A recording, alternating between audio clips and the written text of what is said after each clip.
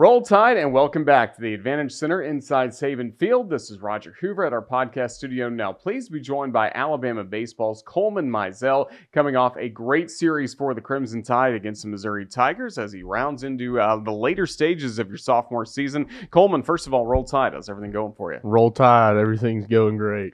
Well, we certainly enjoyed this past week of the Missouri series for Alabama. A huge series win. Just talk us through game one. Alabama's trailing in that ball game 5-0 pretty much from the jump. How'd you guys work your way back in that game, culminating in your home run in the 8th inning? Yes, sir. Tyler Fay started that game, who had just now been starting to start games for us and had a rough start to the first inning. But ultimately, if after those first 15 to 20 pitches, he really threw a really, really great game.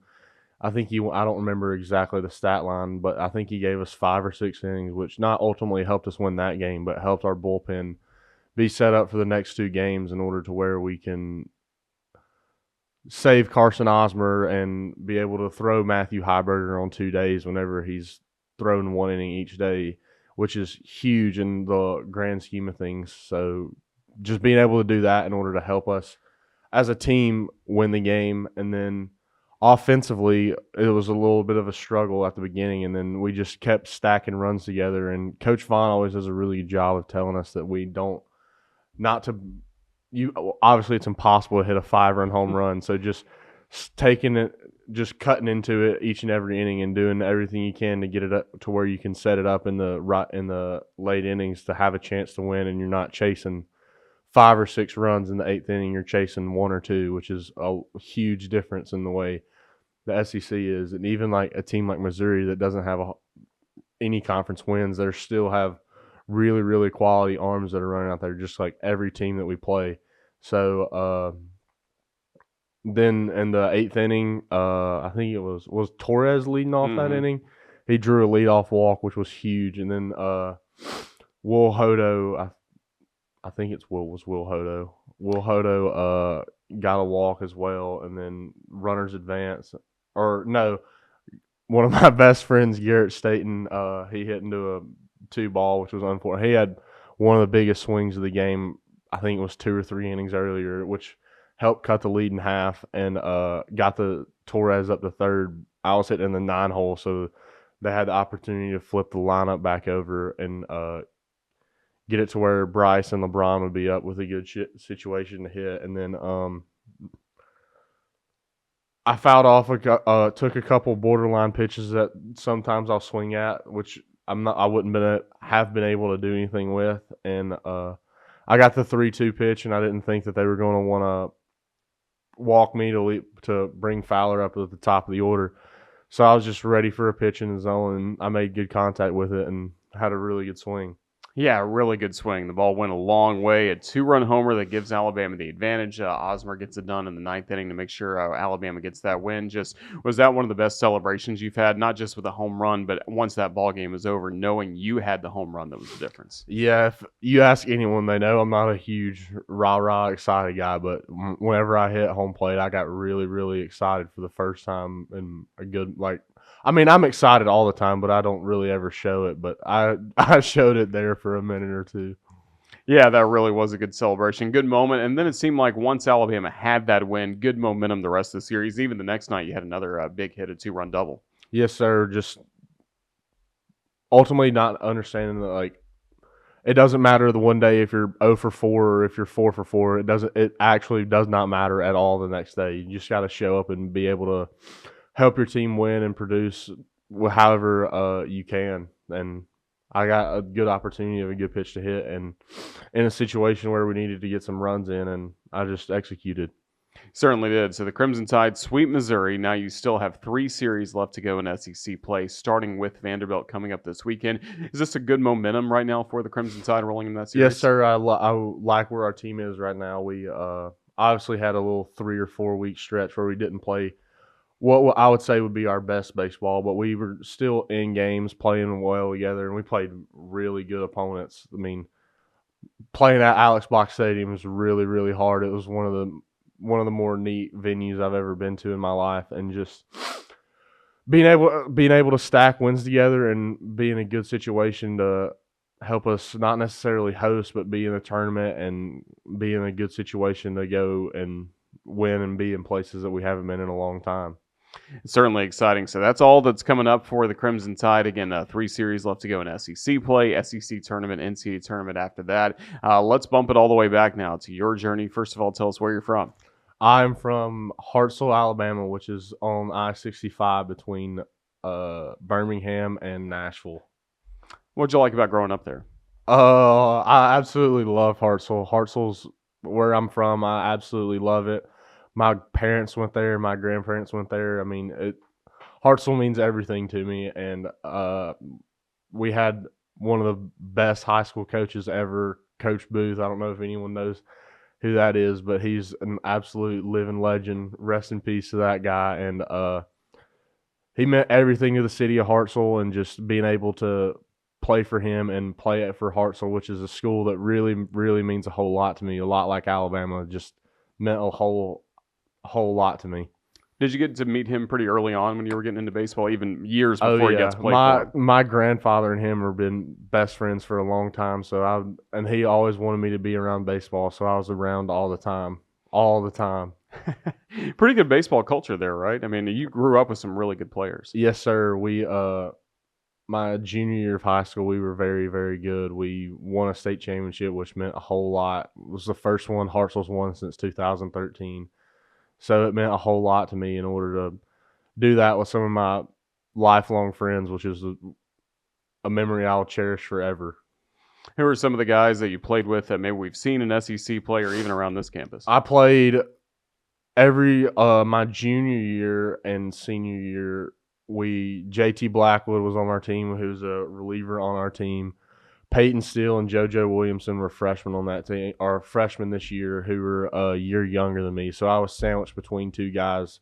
JT Blackwood went to Wallace State, but he was unbelievable in high school too. He just was. Not a lot of people know this about him, but he was a really, really, really good high school quarterback. He could really spin the rock.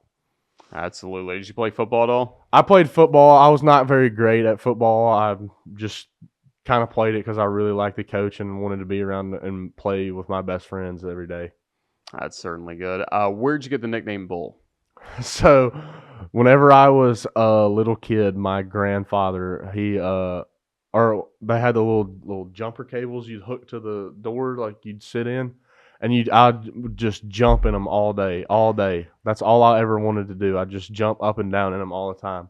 So my grandfather originally called me Bullfrog. That's where it originally came from. My mom still calls me Bullfrog to this day. And then whenever I was 5 or 6 or 7 years old, I grew up and got a little bit bigger and I was a good significant size, but bigger than most kids. So it got shrink to Bull. And then now nobody calls me Coleman. Whenever I hear Coleman, I'm like, oh, that's my name. Yeah, so no baseball guys ever. Yeah, it's always Bull. It's always been Bull. Ever since I've got here, everyone's always called me that, and it's just what I've been known and been called my whole life. That's really cool. So you have the Hartselle, the small town experience growing up. Was Alabama football a big part of your life growing up? Were you an Alabama fan? My dad is a huge Alabama fan. My uncle's a huge Alabama fan. We have a whole lot of people that around where I'm from and in my family that are huge Alabama fans. Shoot, one of my cousins' name's Bear Whitlock, so I think his full name's Bear Bryant Whitlock. So that explains what type of fans the Mizells, Whitlocks, and Hembrys were. Absolutely. Do you remember some games here in this stadium? What was your favorite football memory? My favorite football memory would probably have to be I'm gonna be completely honest. I didn't watch a whole lot of football growing up. Whenever I was a kid, I had very, very little interest in it, and what was the year that they played Clemson in the national championship and Kenyon Drake ran that long touchdown? I believe that was a 15-year. That was one play that I can remember, and it stands out to me. And they opened up the second half with an onside kick. Yeah, I'll probably have to say that one because it was. Not a lot of people in my family really like Dabo Swinney, so they really, really, really like to stick it to him. Absolutely. Well, that's certainly good to have. And with being an Alabama fan, were you kind of thinking as you're playing well at Hartselle High School, if I can get a call from Alabama, that's going to be my school? Yes, sir. I always had wanted to stay in state so I could be around all of my friends and all the stuff like that, and be able to go see them and go back to Hartselle and do stuff like that. So it'd be Alabama and, well, the other school in the state that I absolutely despise more than anything. So it was not always just always Alabama, but I had a very good idea that I would love to play here. And then did you take many other recruiting visits, or were you pretty much focused once you heard So interest? whenever I was going around it, that was whenever COVID had shut down pretty much everything. So it was really hard to do it. So I went to Auburn because the guy from Hartselle High School would play there. Garrett Wade, he took me around Auburn, and it was a nice campus, but I could not force myself to wear orange and blue. I would absolutely hate it. One of the coolest stories I have is whenever I was talking to Butch Thompson and Gabe Gross at Auburn. My dad was like, "Hey, I really, really, really like y'all guys. I think y'all are doing a good job with what y'all are doing, but you will never, ever, ever catch me wearing blue and orange." He said, "I'll go to every game and support him, but I hope y'all lose every game, and I hope he goes out and plays well, and y'all lose every game." I bet they appreciate his honesty, though, right? Yeah, no doubt, no doubt. Well, that's really good. So, with all that in mind, it sounded like it was a pretty easy decision. What was National Signing Day like once you got to celebrate the fact you were coming here? It was awesome. Not ultimately for the fact of I was officially going to be able to play at Alabama, but the fact that all of my family was able to be there and all of my friends from high school were there to be able to celebrate that moment with me, which meant a lot more than anything. I mean, any swing you take is awesome, but everyone's going to remember you for how you treat people and what you do with your friendships and family and how you treat everyone. Well, it's special you get to sign with Alabama, and I imagine that was leading into the spring of 2023. Alabama has coaching change during that season, and then goes on this great run towards the Super Regionals. Did you keep up with the team, everything they went Yes, through? sir. I was actually at the regional final game against Troy, so that was a really, really cool experience, and it was an absolutely packed out stadium. I was like, "This is the coolest thing ever." I absolutely love this. And then the very next game that was played for Alabama in that stadium, you're in uniform. Did that Oh blow yeah, your mind? yes, sir. It was a different experience, and I mean, a lot of people don't understand this, but like even just like having the ability to wear the jersey, there's millions and millions of people who would be able to knock a door down in order to be able to do that, and just taking it every day and keeping it to where you can understand how everything's going and be able to be grateful for the opportunities and the talent that God gave you. Well, you were recruited by one coaching staff, and then we mentioned the transition. Rob Vaughn, his staff comes in. What was it like getting to know those guys for the first time? It was very nice. Coach Vaughn's one of the nicest people on this planet, in my opinion. He does a really good job of not ultimately just as a baseball coach, which he does a really, really good job, but he does a really good job of like caring about you and understanding what values different people have and being able to relate with them on not a player coach level, but as a friendship type of level. And he's kind of an offensive-minded head coach as well, but Anthony Papio really controls the offense, works on the hitting. What have you enjoyed getting to work with him the most on about your game? He's just been really, really good. I tell everyone the best coach on our coaching staff's Anthony Papio, in my opinion. He knows way, way, way too much about hitting, way too much. And I try not to think a whole lot about anything, but he does a really good job with me and everyone in order to help us be able to perform at the highest level, along with like Mikey White. A lot of people don't understand. He helps us a whole lot. He played that within that uniform and was very successful here. And just having that mind to be able to bounce thoughts off of and be able to hear it from a different perspective on things. Garrett Wood won a national championship at Ole Miss, which not very, very, very few people can say that they were able to do that, which is a very, very helpful resources to have along with the coaching staff that we have. And speaking of resources, how about just all the technology they can use as well? They're not just flipping you balls in the batting cages. I mean, they can have some computer programs, the Oh yeah, TrackMan details. I mean, does that oh all yeah. help you out? Um, I know absolutely nothing about that stuff. I just kind of go out there and hit. But Coach Pap knows everything and everything about that play. He could probably write the program for it, and he just gives us the information that I need, and I just go out there with confidence that I can succeed with myself. And then as a freshman, you were able to play some for the Crimson Tide, handful of at bats, but it wasn't probably as much as you would have hoped, especially with veteran outfielders coming in. I mean, the entire starting outfielder came in via the transfer portal, all upperclassmen a year ago. How'd you stay patient knowing that your at bats were going to be few and far between, but you wanted to get better as a freshman? Just understanding that every person has a timeline for their own. Like, I forgot what Wyatt Langford at Florida was. I think he's hitting in the 3 hole right now for the Texas Rangers, and he had 8 at bats his freshman year, and ultimately knowing that it doesn't really matter, but you obviously you want to be in there, but just showing up every day and trying to get better with any situation that you can, knowing obviously everyone will want to be first team All SEC as a freshman, but knowing that your timeline is different than everyone else's. Like, for example, Gage Miller, no one knew about him before he got here, and he was one of our best players last year and made himself a lot of money last year. And just understanding that timeline for him was his junior year.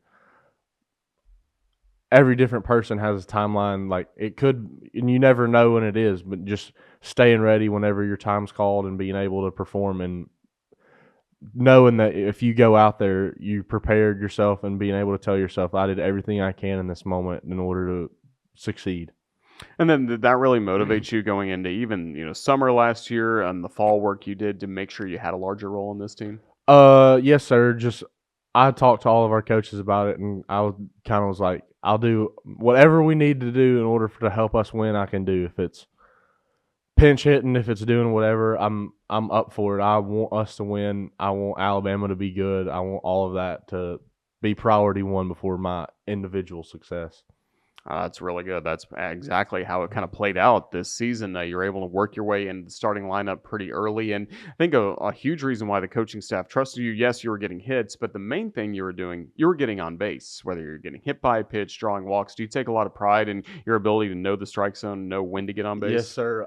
My brother texted me in the middle of the season that I went like a 2 or 3 game stretch where I had like 6 or 7 walks, and he texted me. He's like, "I'm gonna start having to call you Moneyball Mizell." Like, it seems like you had like the highest walk rate of anyone in this world, but just understanding that the pitchers in this league are so good, and you're only probably going to get 1 maybe 2 pitches in the bat that you can do something with, and if it's not that pitch, just not getting yourself out, which I have the tendency to do sometimes because I get really stubborn and want to swing the bat. But understanding that walks are what gets you on base and what helps your team win. Solo home runs don't kill you, but if there's a walk in front of it, and a crooked number is a whole lot better than a solo home run, which is awesome. And I take pride in being able to get on base as much as I can for our team, because getting on base is what in turn gets you runs. So just being able to do that, and yeah. And especially if you're getting on base in front of a guy like Justin LeBron, that's pretty good, right? Oh yeah, he's a phenomenal player. He does things every day that you're like, wow, that was unbelievable. And you take it for granted whenever you see it every day, and not everyone gets the opportunity to do that every day. I tell everyone this, whenever there's one hitting that backhand hole, there's just about a guarantee that it's going to be an unbelievable play. And he's one of my better friends, and he does not ultimately. Everyone talks about how he is with baseball, and he's a phenomenal player, and everything about that is, I mean, it's understandable, but he goes out and treats people the right way. I've never seen him be disrespectful to any kids or coaches. He's always very respectful of everyone, which is what I value a whole lot more than 15 home runs and playing shortstop at a very high level. Yeah, pretty cool when you were batting leadoff to get on base for him. What was it like when you were batting third in the order? He was batting second, and you got to watch him. I mean, a lot of times he's I was hitting with the bases empty every time. Well, yeah, I feel like every time I was on deck, he had a grand slam. Well, that's superstar level stuff. That's good to see. But a lot of times, like, even if he got a grand slam, he had like 10 pitch at bats, fouling off pitch after pitch. How valuable is that when you're waiting on deck trying to learn a pitcher? Oh, not ultimately for the fact of being on deck and trying to view what the pitcher's being able to do. It's just being able to get starters out of the game and being able to stack at bats together. If that starter's having to throw 25 pitches in the first inning, he's setting it up to where he may have to come out in the fourth or fifth inning, and then they have to throw their bullpen arms in the fifth inning versus the eighth inning. And if they come back in this game, we've already seen them once, and if they throw a lot of pitches that game, they're done for the series. And just ultimately being able to help us stack and win games, which is all that really matters, is unbelievable. Which, I mean, he does a really good job of it. Yeah, he really does. So you guys came in as freshmen together, still relatively younger guys on the team. How much do you look up to some of the veterans that we've got on this group? Oh, yeah. I tell everyone my two of my three best friends on this team, Garrett Staten and Will Hodo, are absolute veterans. G-Stat, he's played 5 years of college baseball. He's been around the block a time or two, and he does everything he can in order to help me, not only as a person, but not only as a player, but as a person. He's an ultimate guy, and everyone says that everyone that ever says anything about Will Hodo says he's the best guy ever, and it's very, very true. He's always been so nice to me. Not only whenever I wasn't playing last year, he was always so nice to me, and he's one of my mom's favorite players. So why? Because just that whole situation. Whenever we were getting recruited, Coach Jackson had told my mom whenever we were having our visits that she wanted someone that was super nice in order to be my visit host, and I think Coach Jackson's quote was, "There's 1% people in this world, 2% people in this world, but Will Hodo's a whole person," which is very true. He does a very good job of treating people the right way and treating everyone the same, no matter who you are. He's a heck of a ball player too. Yes, very good player. Yeah, I mean, left side with power, you guys are pretty similar in a spot like that. So all that has made for what seems like a really enjoyable group to be around. And do you guys love the fact, too, that you guys are never out of a single game, it seems like? Oh, yeah. But just being like what I was telling you earlier in the show, just being able to stack innings together and put crooked numbers up and not having to be able to chase. I mean, obviously, everyone wants to have a 10-run inning where you're hitting home run after home run after home run, but that's not very realistic against the level of talent that we play. And just being able to stack at bats together and be able to run off our plan that we have and be able to be successful as a team as a whole. And then obviously you want your individual success to be good, but if there's a situation where you got runners on second base, nobody out, you don't need to get big, and you need to try and do everything you can to get that runner to third base in order to help to where the guy behind you can help do his job in order to help the team win. Well, after you hit the home run this past Thursday night to help Alabama win Game 1 against Missouri, you talked in the post-game press conference about Dr. Lobenthal and some of the advice he had told you. Can you share that with us? I think it was before the second game against Tennessee. I was sitting there talking to him, and he was like, "Coleman, I want to share something with you." He's like, "One of the things that I really, really enjoy about you and why I cherish our relationship together is like this time last year you had 21 at bats and you came up and talked to me and tried to pick my brain and were always super nice to me. You're hitting in the 3-hole today and are still the same." Which is something that I ultimately, he told me that, and I went out to throw, and I was like, ultimately, that's what really matters in life is how you treat people and what you do in order to affect people and how people view you. Like I think I said in the post-game interview, I was like, in 5 years, no one's going to remember what your stat line is on April 25th, but if you ask them about you, they're going to remember how you treat them, which is something that Dr. Labenthal brought up to me, and my mom has always told me my whole life. So I mean, it was something that really stuck with me and something that I live by. So much of that from your family? Oh yeah, my grandmother is the absolute nicest person in the world. She will do anything for anyone, and my mom's super nice. But my dad will literally do anything he can to help anyone. It's just something that we pride ourselves on. That's really good. Well, you're wearing an Alan Jackson t-shirt here to the interview today, and you probably have had some of the more entertaining country music selections as walk-up music. So, I mean, how much is country music part of your life? Oh yeah, whenever I'm not at the ball field, that's what I'm doing all the time. I started a documentary on Alan Jackson's life, and I was like, well, I know most all this stuff already, but it's really cool to understand and learn and how be able to learn as much stuff about that I can. I mean, I was listening to George Strait, Alan Jackson. I love it. It's so much fun. It's awesome. I mean, Alan Jackson is, if anyone, you can ask anyone on the team if anything that with that Alan Jackson fiddle comes on, I know every word immediately. That's pretty good. Do you like any of the new stuff these days? I like some of the newer guys. I really like Zach Top. He does a really he's a young guy. He just released his last album last April, which was really good. And one of the things that I'm not going to be able to go to, it's very, very sadly, and I'm really, really upset about it. But he's opening up like 2 of the 3 last concerts that Alan Jackson's ever doing in his life. And I would do anything to go to those because it's like the new guy who I really like and my favorite guy of all time.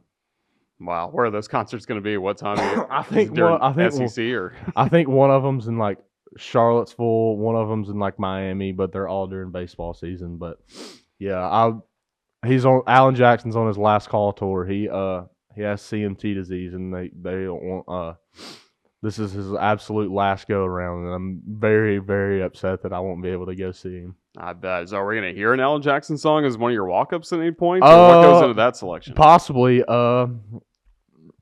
Whenever I was playing this summer in Minnesota, I had where I come from Alan Jackson, and of course I was up in Mankato, Minnesota, and not a whole lot of people knew who Alan Jackson was. Bread and chicken. Yeah. Yeah, not a whole lot of people knew who Alan Jackson was, which was I was glad to be able to teach some of them a thing or two about Alan Jackson, which was awesome. That's really good. Speaking of summer ball, when you planning on playing again this year? Where are you Yes, gonna go? sir. I'll play with the Falmouth Commodores in Cape Cod, which I'm looking forward to. I've always heard great things about up there, and I want to be able to see that side of the country and be able to meet some people up there. Yeah, it's a great experience. You're going to have a lot of fun with that. Finally, this Alabama baseball team, 2025, again, 3 weeks still left to go in the regular season, SEC tournament, NCAA tournament after that. What do you hope Alabama fans see when they watch this group down the stretch?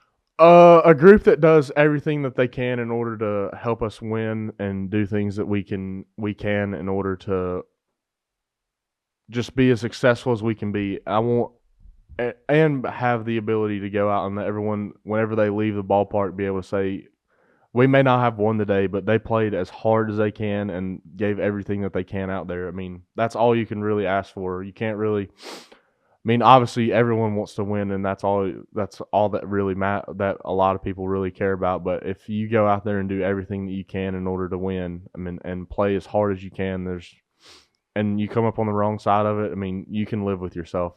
But versus like if you lose and you go out there and you feel like you beat yourself. If you go out there and a team beats you and they play better than you, and you play hard and you play the right way and you just get beat, then that's just the way this game is. Pretty motivating, too, to try and get back to the Joe for more games. I mean, at the moment, you only have 3 games left on the schedule, but a regional hosting bid is still within reach for this team. Yes, sir.